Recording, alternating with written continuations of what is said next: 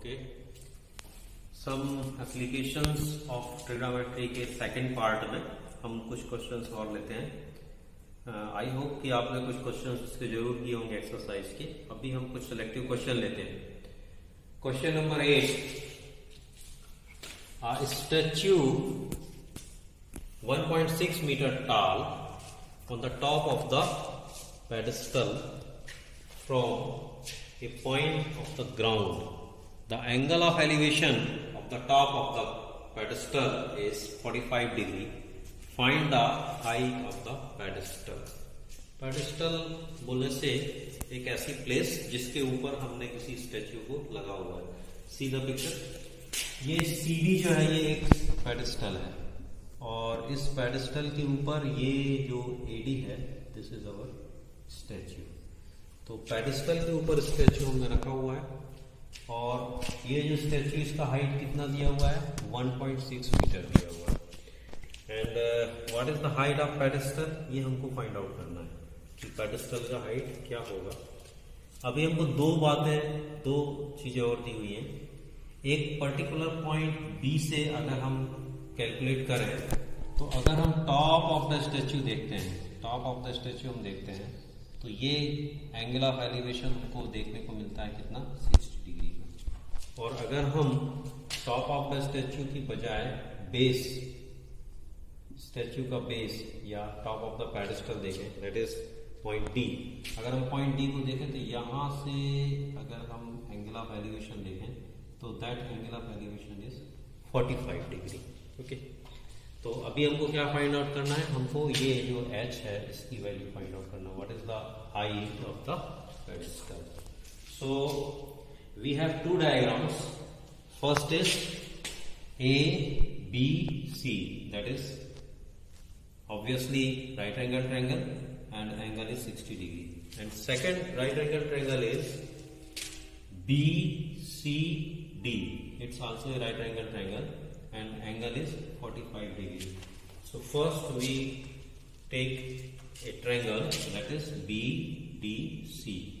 So in a triangle BDC, tan 45 is equal to CD upon BC. tan 45 CD upon BC. CD क्या बना, CD बना perpendicular. And what about BC, BC is the base of the triangle. So tan 45 is equal to CD upon BC. The height CD is H and the base BC is BC. The value of tan 45 is 1. So 1 upon 1 is equal to H upon BC. By the cross multiplication we find here H is equal to BC.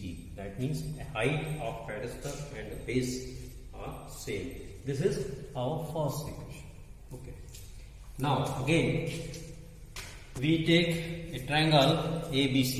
That means this right angle ABC. Angle is 60 degrees. So tan 60 is equal to AC upon BC. AC, what is the AC? AC is the perpendicular. And what is the BC? BC is the base.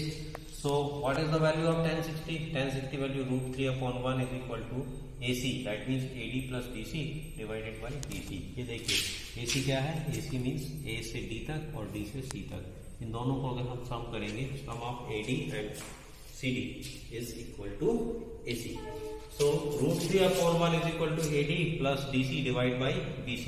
Now put the value √3 upon 1 किसकी value थी 360 की, tan 60 की, ये तो आपको पता ही होगा। √3 upon 1 is equal to AD. AD means 1.6 and DC is H divided by H. ये हमने किससे निकाल दिया by the equation of 1. Equation number 1 में क्या है H और BC का रिलेशन में देखा है। H जो है क्या है BC है। The value of BC is H. So √3 upon 1 is equal to 1.6 plus H divided by H.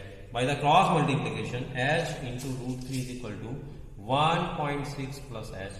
By transfer and take the common H. So H is equal to √3 minus 1 is equal to 1.6.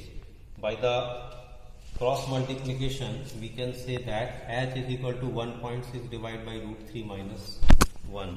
Rationalisation हम करेंगे तो √3 plus 1 का multiplication करेंगे numerator और denominator दोनों में।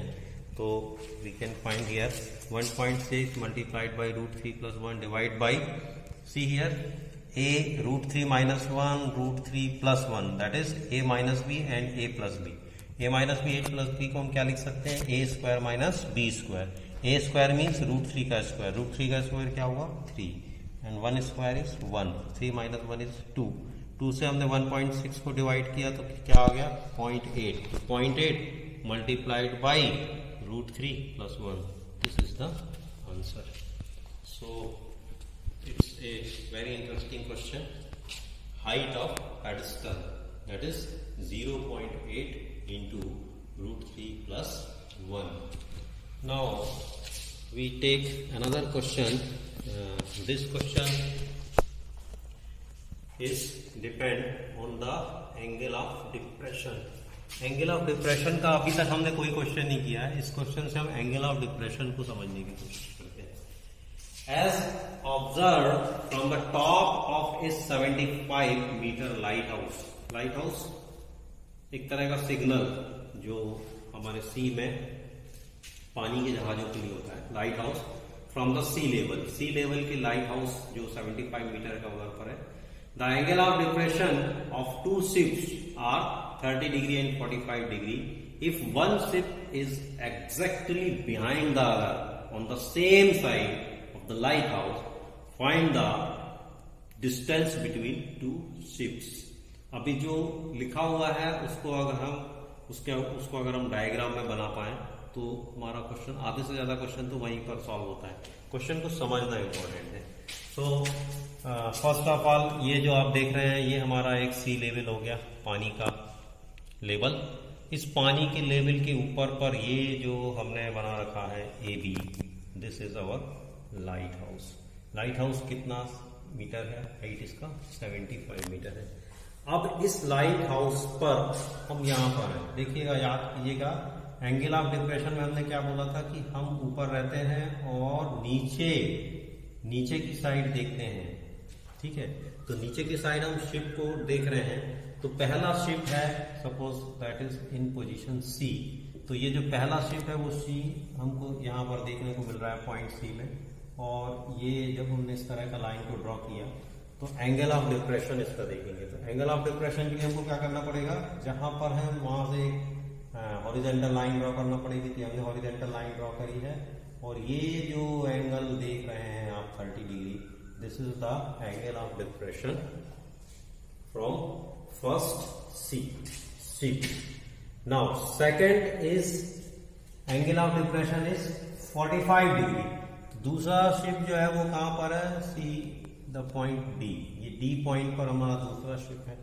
अब इस शिप को अगर हम यहां से देखते हैं, ये ऊपर से इस शिप को अगर हम देख पा रहे हैं, इस लाइन से देखें तो यहां पर एंगल ऑफ डिप्रेशन अगेन हमको पैरेलल लाइन इस तरह से ड्रॉ करनी पड़ेगी और ये बनेगा 45 डिग्री का। तो ये 45 डिग्री और 30 डिग्री ये एंगल ऑफ डिप्रेशन आ गया। अभी एंगल ऑफ डिप्रेशन जैसे ही हमको मिलता है तो हम सबसे पहले उसको क्या करते हैं, उसको हम एलिवेशन के फॉर्म में कन्वर्ट करते हैं। डिप्रेशन को हम क्या करेंगे, एंगल ऑफ एलिवेशन में करेंगे। तो एंगल ऑफ एलिवेशन में करने के लिए हमने क्या किया, देखिए ये इस तरह का एक लाइन ये ड्रॉ किया हुआ है, एक ये वाला लाइन अलग ड्रॉ है और ये जो है ये AC जो है क्या दिखेगा, दो पैरेलल लाइंस के बीच की ट्रांसवर्सल लाइन। अगर ट्रांसवर्सल लाइन है तो this angle alternative angles 30 degree है, तो ये एंगल भी कितना हो जाएगा 30 डिग्री। तो ये हमको 30 डिग्री कहना एंगल मिलेगा।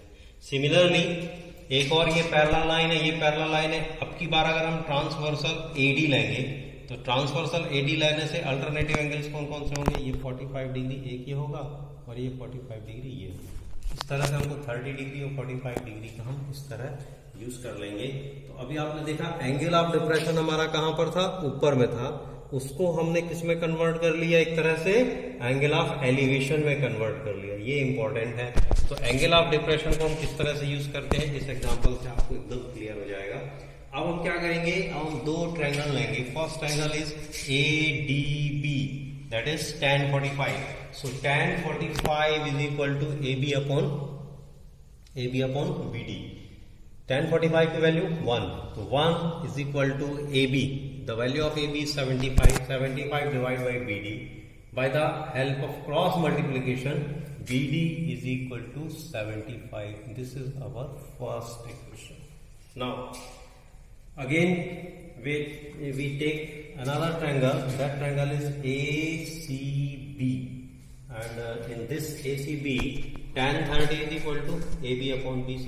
AB क्या है? AB is the perpendicular, and what about BC? BC is the base. So tan 30 is equal to AB upon BC. What is the value of tan 30? Tan 30 की value क्या होती है? 1 upon √3. ये आपको अभी भी पता है ना, बिना टेबल देखे आप बता पा रहे हैं? Yes. So tan 30 is equal to 1 upon √3 is equal to AB.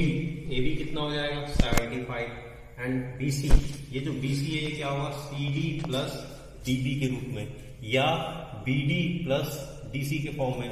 तो BD प्लस DC हो गया 75 अपॉन BD की वैल्यू 75 एंड DC अननोन है, सो DC रहेगा. ये हमने कैसे लिख लिया? BD इज इक्वल टू 75 कैसे लिखा? By the equation of 1. Equation number 1 में हमने क्या फाइंड आउट किया था? BD is equal to 75.